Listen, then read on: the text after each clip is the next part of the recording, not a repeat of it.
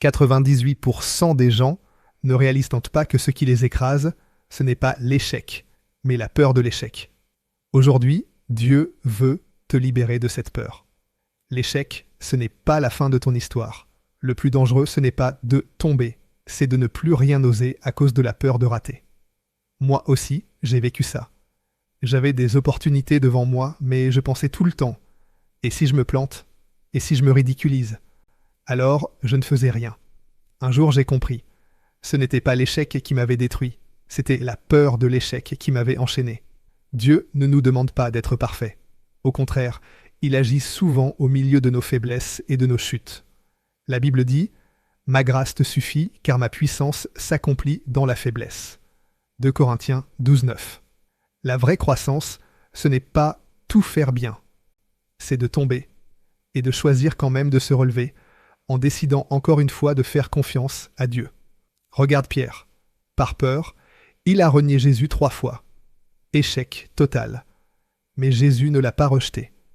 Il s'est servi de cette chute pour briser son orgueil, lui apprendre l'humilité, le repentir, et un amour plus profond.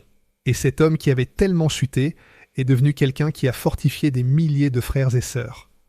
Peut-être que toi, tu regardes ton passé et tu te dis « J'ai trop raté, Dieu ne pourra plus se servir de moi. » Mais écoute bien, la sagesse de Dieu se cache aussi dans ton histoire, même dans tes erreurs. Chaque échec peut devenir une leçon, et chaque leçon peut t'approcher un peu plus de la personne que Dieu veut que tu deviennes. Même les détours, Dieu peut les utiliser. Alors ne te condamne pas trop vite. Confie ta vie entre les mains du Seigneur et laisse-le te façonner, pas à travers tout ce que tu as vécu. Si ces paroles te touchent, écris en commentaire.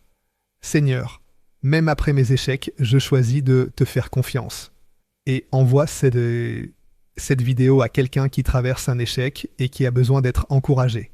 Si tu désires devenir une personne qui accomplit la volonté de Dieu et te préparer réellement au retour du Seigneur ainsi qu'à l'entrée dans son royaume, rejoins notre groupe gratuit d'études bibliques via le numéro WhatsApp affiché à l'écran. Ensemble, nous écouterons la parole de Dieu et nous nous préparerons à accueillir le Seigneur.